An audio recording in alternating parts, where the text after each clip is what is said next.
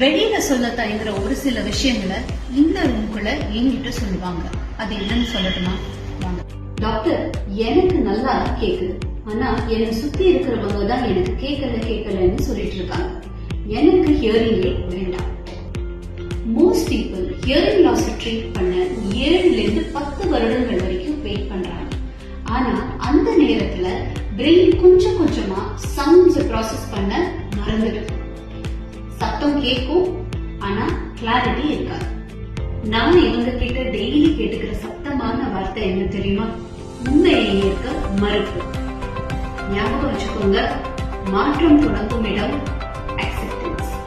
வரும் மார்ச் 3ஆம் தேதி வேர்ல்ட் ஹியரிங் டே அன்னைக்கு உங்க காதுகளை இலவசமா ஹியர்ஸ் ஆப்ல வந்து செக்